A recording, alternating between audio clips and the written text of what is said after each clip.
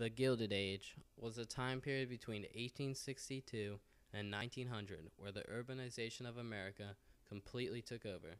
For some people, this was good, but for others, quite the opposite. We'll get the negative effects out of the way first. Housing. The general setting of where people lived was pretty awful. There were houses all crammed together, there was nowhere for people to put their trash or waste, no plumbing, no clean running water, and no health codes. The air shafts were filled with garbage or dead things. It was a terrible, chaotic mess. Housing was a negative effect for almost everyone except the rich people, who could afford to go off and build their house on a plot of land somewhere away from all this mess. The lack of health codes and sanitation, clean running water and plumbing, had a terribly adverse effect on health.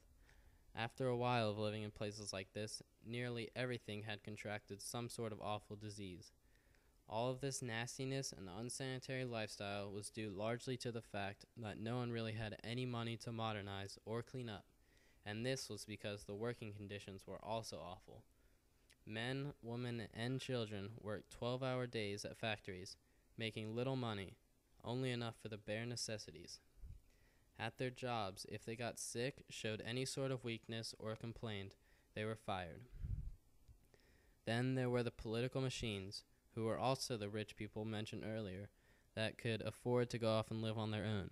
They offered services that most people needed, such as medical care and food, in exchange for a guarantee that the voters would vote for all the candidates associated with a specific political party.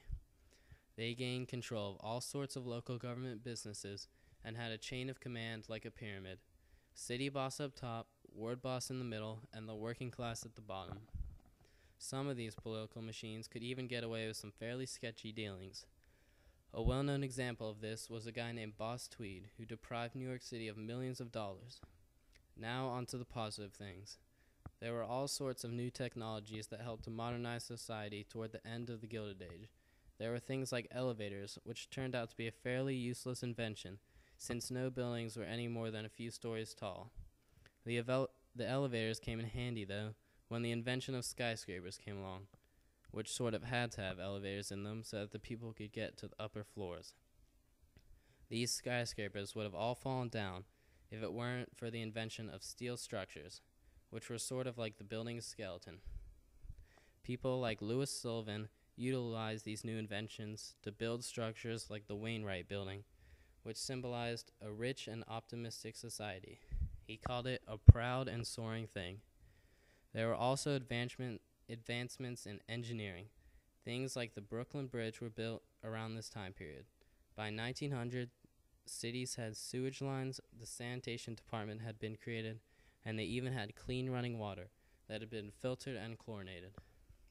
Transportation had become more than just horseback and trains, with the creation of things like electric transits, new railroads for the pre-existing trains, and even the automobile, powered by the internal combustion engine.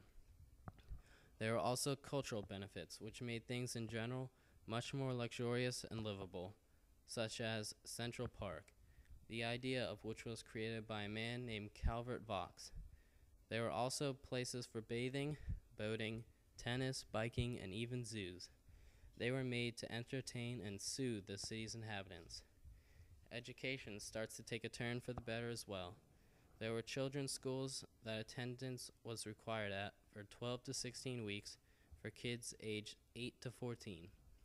Then there were high schools, also called growth schools, that were for people a bit older. These schools expanded from the 3 R's, writing, reading, and arithmetic, to include science, civics, and social studies.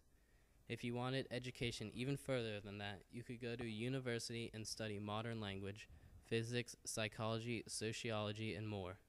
There were even law and medical universities established. Lastly, society had come up with a few philosophies. There was the Puritan worth ethic, which essentially made you center every decision you made around God. Rather than choosing a job for its pay, you chose a job in which you could pledge yourself most serviceable to God. There was also the idea of social Darwinism, which was like survival of the fittest, but from an economical point of view, which meant the more money you had and the quicker that you could adapt to less than ideal economic conditions, the better off you were.